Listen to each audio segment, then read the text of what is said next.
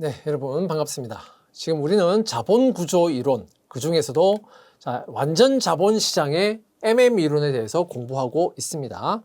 자, MM 이론에 대한 두 번째 시간으로 이번 시간은 그 완전 자본 시장의 MM 이론에 대한 예제를 보면서 다시 한번 더 공부를 하고요. 그리고 이 MM 이론에서 나올 수 있는 차익 거래 문제에 대해서 함께 살펴보겠습니다. 자, 먼저 첫 번째 예제입니다. 자, 완전 자본 시장을 가정하고 있습니다. 그리고 주식회사 서울은 부채가 없는 기업이에요. 부채를 사용하지 않는 기업이다. 그리고 자본 비용이 10%다. 자, 무부채 기업이면서 자본 비용이 10% 이렇게 말했기 때문에 자, 이 자본 비용은 결국은 부채가 없는 경우에 가중평균 자본 비용이자 부채가 없는 경우에 자기 자본 비용이다 이 말입니다. 부채를 사용하지 않으니까요. 타인 자본은 아예 없잖아요. 그러니까 결국 가중평균 자본 비용, 자기 자본 비용이 같은 겁니다. 결국은.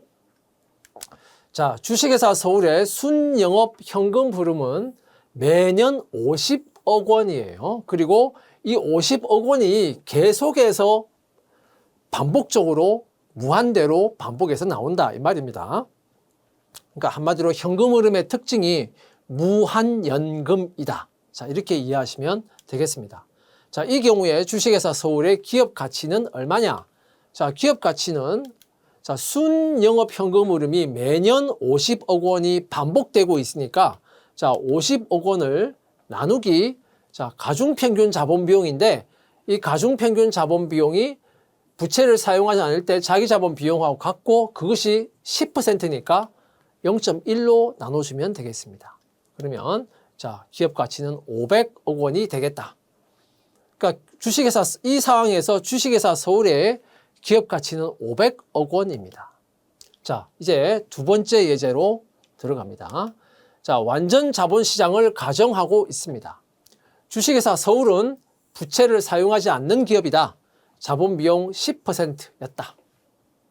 자, 이때 10%는 부채를 사용하지 않을 때의 자기 자본 비용하고 같은 것이고 MM 이론에서 이것은 곧 가중평균 자본 비용이다 라고 이미 우리는 배운 바 있습니다. 자, 이렇게 딱 이해를 하시고 그런데 이 상황에서 만약 주식회사 서울이 부채를 100억 원 그리고 이 이자율이 부채에 대한 이자율이 5% 자, 이자율 5%라고 하면 이게 결국 뭐냐?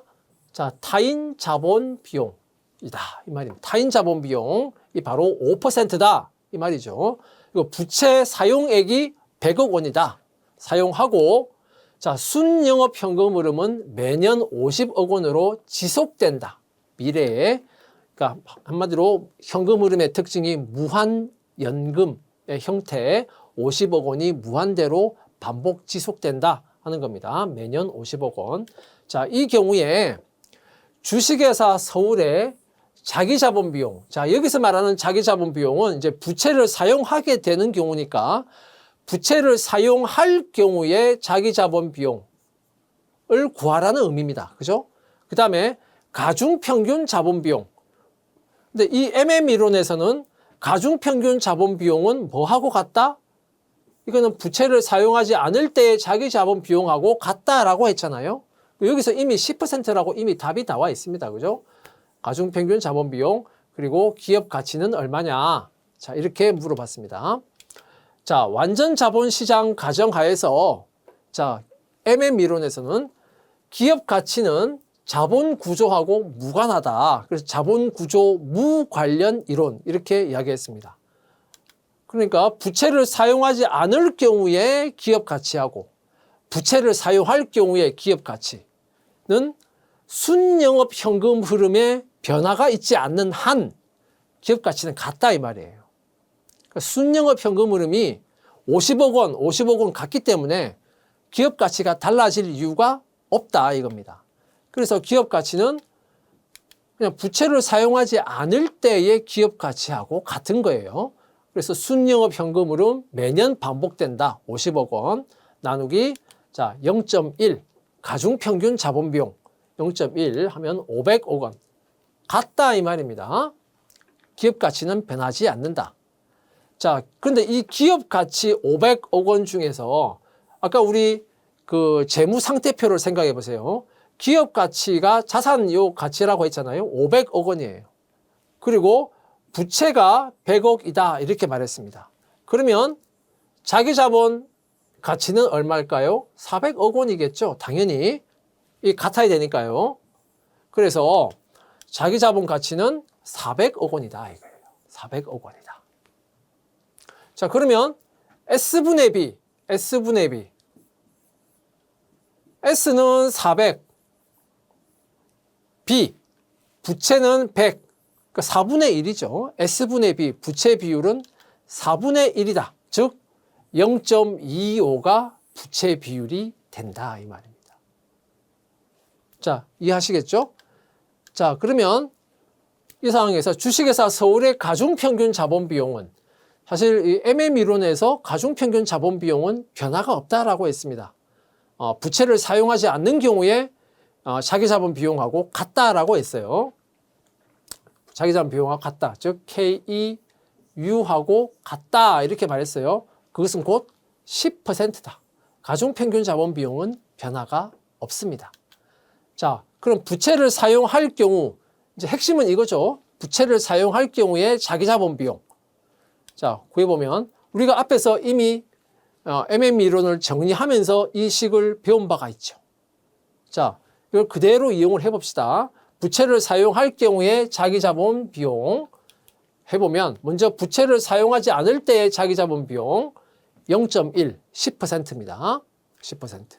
그리고 자, 여기도 부채를 사용하지 않을 경우에 자기 자본 비용 10%고 타인 자본 비용 이건 이자율이었죠. 5%라고 나와 있습니다. 그리고 S분의 B, 부채 비율인데 자, 이 회사의 부채 비율은 우리 앞에서 구했죠. 4분의 1, 0.25였어요. 자, 그러면 부채를 사용할 경우에 자기 자본 비용은 얼마가 나오냐? 0.1125%로 하면 11.25% 이렇게 계산이 나오게 됩니다. 그래서 부채를 사용할 경우에 자기 자본 비용 KEL을 이렇게 구했습니다. 자, 그러면 자, 우리가 앞에서 주식회사 서울의 가중평균 자본 비용은 부채를 사용하지 않을 때의 자본 비용, 즉 자기 자본 비용 KEU하고 같다. 그래서 그냥 10%다라고 우리가 간단하게 봤잖아요. 간단하게 이렇게 구했는데 우리가 앞에서 가중평균 구하는 이 공식이 이거였잖아요.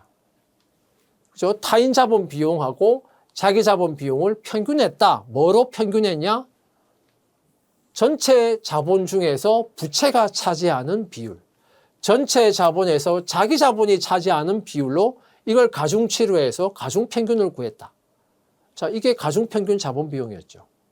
그러면 진짜 이 가중평균 자본 비용이 10%가 나오는가 한번 검증을 해보자 이거예요. 자, 타인 자본 비용은 아까 5%였잖아요.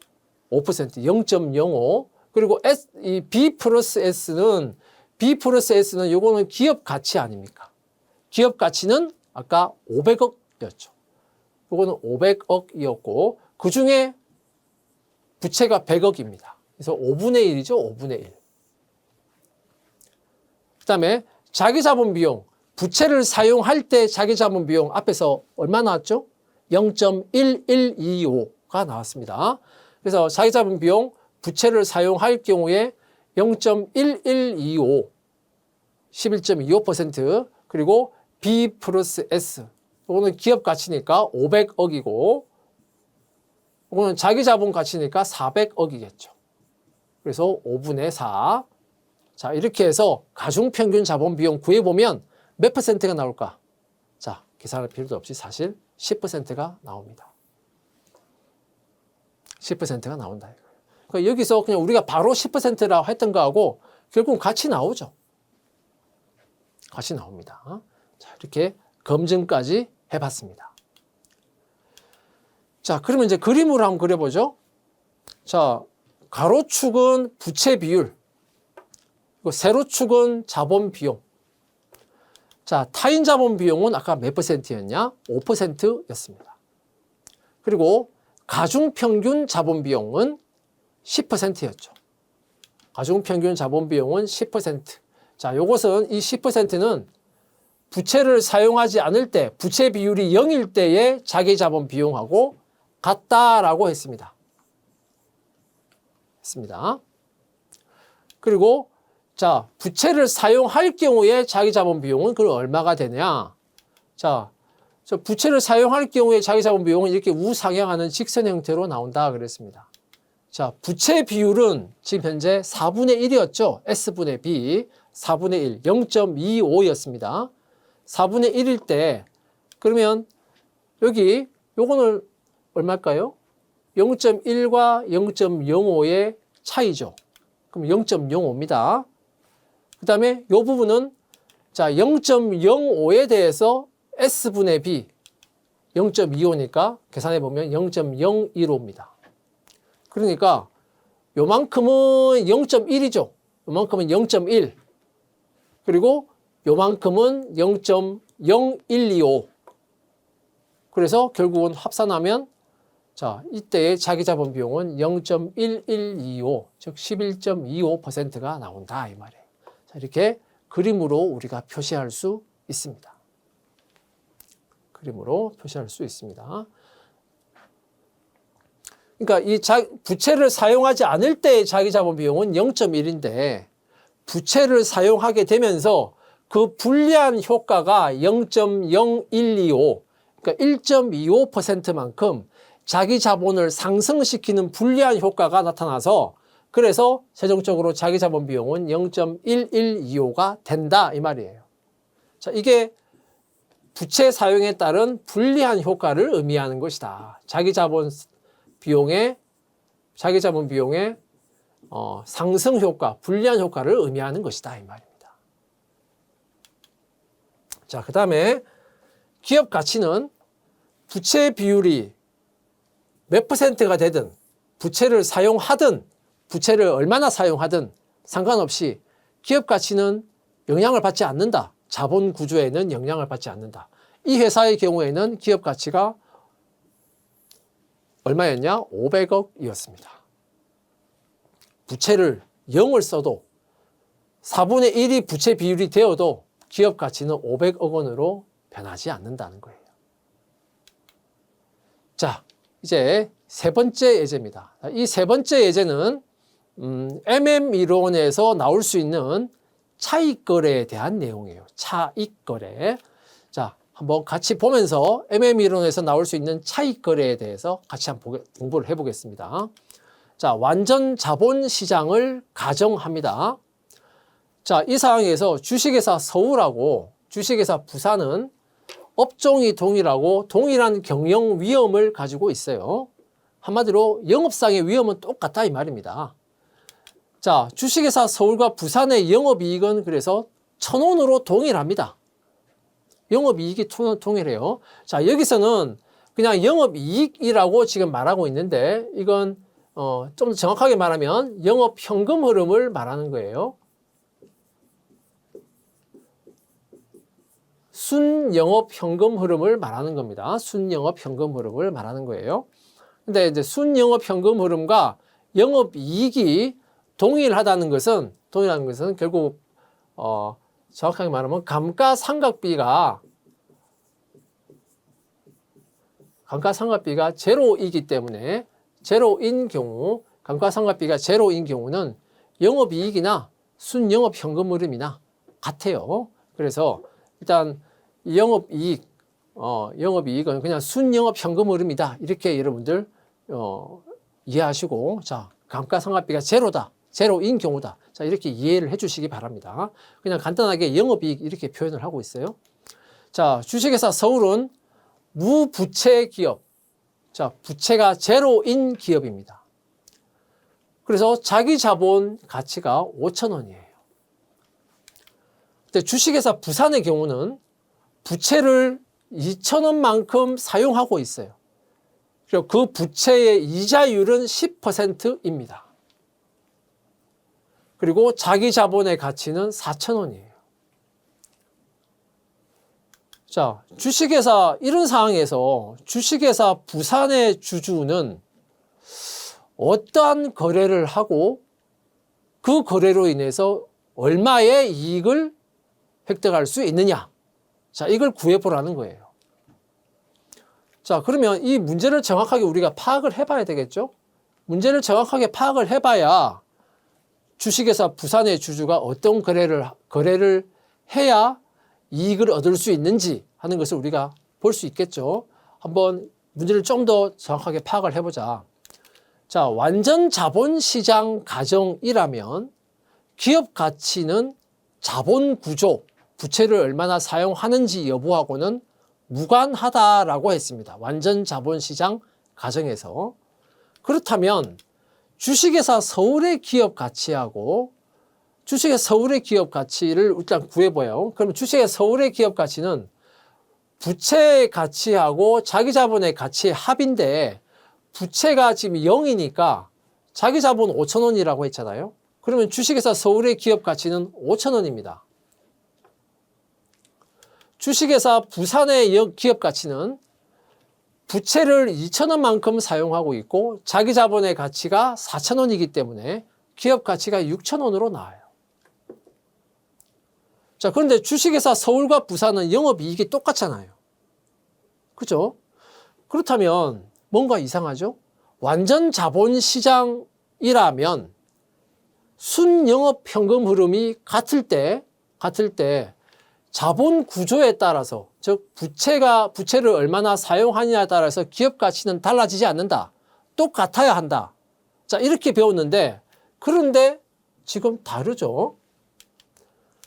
그러니까 일시적으로 주식회사 부산의 기업 가치하고 주식회사 서울의 기업 가치를 비교해 보면 주식회사 부산의 기업 가치가 일시적으로 크게 나온다 이 말이에요. 일시적으로 비싸게 지금 형성이 되어 있는 겁니다. 부산의 기업 가치가. 한마디로 가격이 더 비싸져 있는 거예요. 가격이 똑같아야 하는데 어떠한 이유에서든지 일시적으로 더 비싼 물건이 나타났다는 거예요. 자, 그러면 이 상황에서 어떻게 해야 되느냐? 자, 쉽게 말하면 똑같은 시장 안에서 똑같은 가격이어야 할 물건이 여기에서는 6,000원에 팔리고 있고 여기에서는 5,000원에 팔리고 있어요. 그러면 어떻게 하는 게 유리한 것이냐? 싼 거는 매입하고 비싼 거는 매각하는 것이 이익을 얻는 거죠. 싸게 매입하고 비싸게 판다 이 말입니다. 싸게 매입하고 비싸게 판다. 바꿔서 말하면 순서를 반대로 말하면 비싼 거 팔고 싼 거 산다 이 말이에요. 그럼 나는 이익을 얻을 수 있다. 자, 그러면 주식회사 부산의 주주는 자신의 주식을 매각합니다. 왜? 자기가 가지고 있는 그 주식회사 부산의 주식을 가지고 있는데 그 주식회사 부산이 지금 비싸게 형성이 되어 있으니까 기업 가치가 주식을 매각한다 이거예요. 비싸게 형성되어 있는 주식회사 부산의 주식을 매각한다. 자, 그러면 매각 대금은 4,000원 받겠죠. 자기 자본 가치가 지금 4,000원이니까요. 4,000원이니까 4,000원 받을 수 있겠습니다. 자, 그리고 나서 그다음에 이 주식회사 부산의 주주는 그다음에 어떻게 하느냐? 4,000원만 가지고는 돈이 모자란다 이겁니다. 그래서 개인적으로 여기서 이제 개인적으로라는 말이 중요합니다. 개인적으로 2,000원을 차입한다. 왜 2,000원을 차입하느냐? 주식회사 부산의 주주 입장에서 생각하면 자기는 주식을 가지고 있지만 이 주식회사 부산의 경우에는 원래 기업 가치가 어떻게 형성이 되어 있었냐? 주식회사 부산은 부채를 사용하고 있었습니다. 부채를 2,000원만큼 사용하고 있었고, 다음에 자기 자본 가치가 4,000원이었잖아요. 그러니까 주식회사 부산이 부채를 가지고 있었는데 그거하고 똑같은 스탠스를 취하는 거예요. 한마디로 말하면. 자, 그래서 2,000원 팔고 4,000원 주식을 팔고 개인적으로 2,000원을 차입을 하는 거예요. 그래서 주식회사 부산의 자본 구조하고 똑같이 맞춘다 이겁니다. 자, 그러면 가용 자금이 6,000원이 되죠. 자, 그리고 나서 주식회사 서울의 주식을 5,000원에 매입합니다. 자기 자본 가치가 5,000원이니까 5,000원에 매입을 합니다. 자, 그러면 결과적으로 얼마의 이익을 얻는 것이냐? 결국 6,000원의 가용 자금이 생겼는데 5,000원만큼을 매입을 하니까 이제 남는 돈은 1,000원이 되죠. 자, 이 남는 돈 1,000원이 결과적으로 이 거래로 인한 이익이 되는 것이다 이겁니다. 자, 이런 거래가 계속 일어나면 주식회사 부산의 주주들은 주식을 계속 팔려고 할 것이고 주식회사 서울의 주식을 자꾸 살려고 하니까 주식회사 서울의 주식 가격은 상승하고 부산의 주식 가격은 자꾸 팔려고 내다 놓으니까 하락을 하게 되겠죠. 그래서 결과적으로 가격이 같아질 때까지 이 거래가 계속 일어나게 된다 이 말입니다. 자, 이런 거래를 우리가 차익거래 이렇게 말합니다. 자, 차익거래는 다른 말로 재정거래, 자, 이런 말도 사용합니다. 자, 차익거래 또는 재정거래는 뭐냐? 동일한 상품인데 동일한 상품이라면 당연히 시장에서 가격도 같아야 됩니다. 그런데 시장에서 다른 가격으로 거래가 될 때, 그때 낮은 가격의 상품은 매입하고 높은 가격의 상품은 매각하고, 자, 그런 거래를 함으로써 이익을 얻는다 이 말입니다. 그 이익이 바로 재정이익이라고 하는 겁니다. 재정이익. 그러한 이익, 재정이익을 얻는 이러한 거래를 우리가 차익거래 또는 재정거래 이렇게 말하는 겁니다. 자, 여기서 여러분들 개인적으로 2,000원을 차입한다, 아마 이 부분이 잘 이해가 안 될 거예요. 좀 이따 다시 한번 더 설명하겠습니다. 자, 여기서 이제 개인적으로 2,000원을 차입한다, 이 부분, 자, 이것을 우리가 뭐라고 부르느냐? 자가부채 이렇게 말합니다. 자가부채 이렇게 말해요. 그러니까 기업이 부담하고 있는 부채가 아니고 주주가 개인적으로 차입을 함으로써 부담하는 부채라는 의미입니다. 그래서 자가부채. 자, 그럼 자가부채에 대해서 우리가 다시 한번 더 공부를 해보겠습니다. 자, 다시 한번 더 우리가 그림으로 쉽게 좀 설명을 해볼게요. 주식회사 서울은 무부채 기업인데 기업 가치가 5,000원입니다. 그러면 완전 자본시장이라면 주식회사 부산은 부채를 사용하고 있는 기업이에요. 그래서 기업 가치가 5,000원으로 똑같아야 돼요. 완전 자본시장이라면 기업 가치가 똑같아야 한다 이 말입니다. 그래서 서울과 부산은 자본 구조만 다르지 순영업 현금 흐름은 같기 때문에 기업 가치가 같아야 되는 것이 정상이다. 그런데 무슨 이유인지 모르겠지만 현재 주식회사 부산의 기업 가치가 6,000원이 되어 있는 겁니다. 자, 그래서 기업 가치가 더 크다 이 말이에요. 더 비싸게 지금 가격이 형성되어 있는 겁니다. 같아야 되는 가격인데 비싸게 가격이 형성되어 있어요. 자, 그런데 주식회사 서울은 지금 무부채 기업이기 때문에 기업 가치 자체가 다 자기 자본 가치입니다. 근데 주식회사 부산의 경우에는 현재 6,000원인데 그중에 2,000원은 부채의 가치고 나머지 4,000원이 자기 자본 가치더라 이거예요. 그러면 이 주식회사 부산의 주주의 입장에서는 어떤 거래를 하는 것이 좋으냐? 그래서 주식을 매각하고 그리고 나서 주주가 개인적으로 2,000원만큼 차입을 해요. 이자율 10%만큼. 그래서 이 두 개를 합산해가지고 주식회사 서울의 주식을 산다 이 말이에요. 서울의 주식을 산다. 자, 그림으로는 이제 이렇게 여러분들 이해하시면 되겠습니다. 자, 그리고 이제 이 개인적으로 차입한다라고 하는 것을 제가 자가부채 이렇게 말씀을 드렸는데, 자, 자가부채라고 하는 것은 결국 투자자가 개인적으로 자금을 차입을 해서 부채를 사용하지 않는 기업의 주식을 매입할 때, 자, 그 부채를 우리가 자가부채 이렇게 말합니다. 근데 왜 이런 거래를 하느냐? 왜 이런 거래를 하느냐? 기업이 부채를 사용하는 것과 같은 효과를 가진다 이 말입니다. 그러니까 주식회사 부산은 기업이 부채를 부담하고 있었죠. 기업이 부채를 부담하고 있었습니다.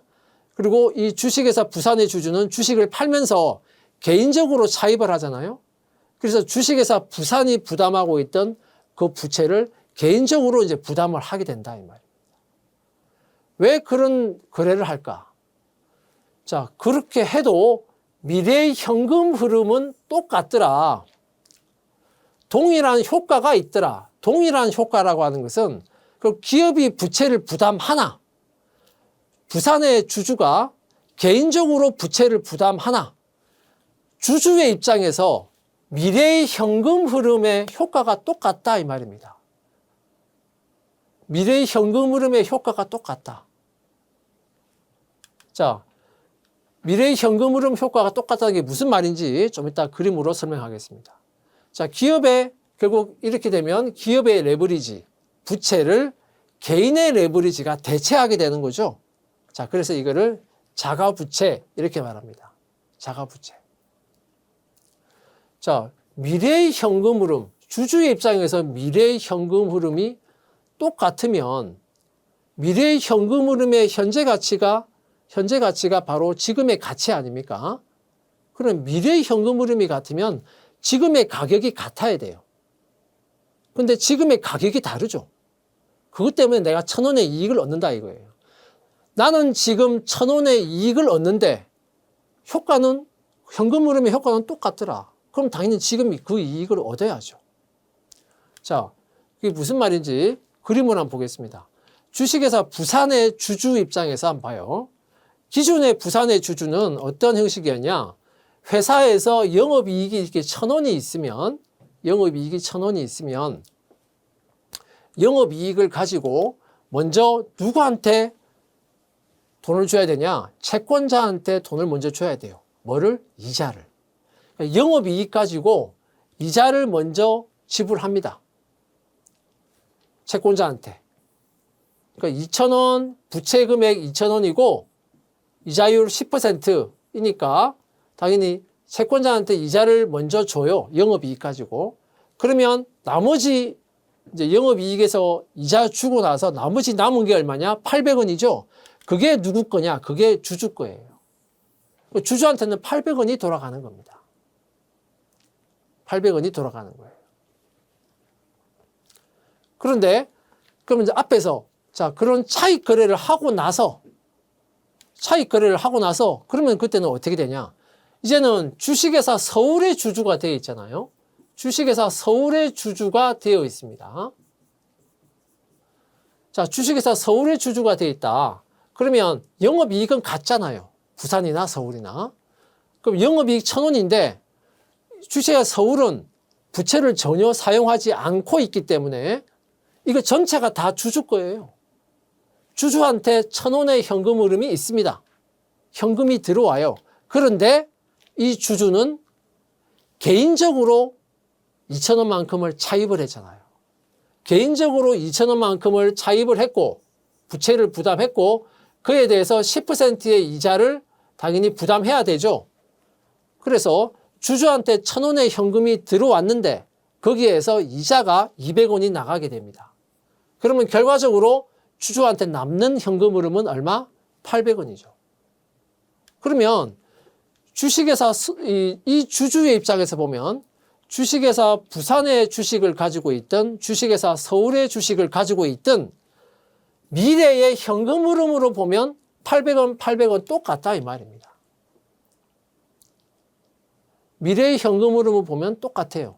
그런데 미래의 현금 흐름이 똑같으면 지금 현재도 가격이 똑같아야 되니까 원래 이익이 없어야 되는 거예요. 그런데 뭔가 일시적으로 불균형이 일어나서 주식회사 부산의 가격이 더 높게 형성되어 있었기 때문에 미래의 현금 흐름의 효과는 똑같지만 결과적으로 나는 지금 얼마의 이익을 얻었다? 1,000원의 이익을 얻었다 이 말입니다. 그게 바로 차익거래, 재정거래다 이 말이에요. 자, MM 이론에 대한 예제 그리고 차익거래에 대해서 함께 공부를 했습니다. 수고하셨습니다.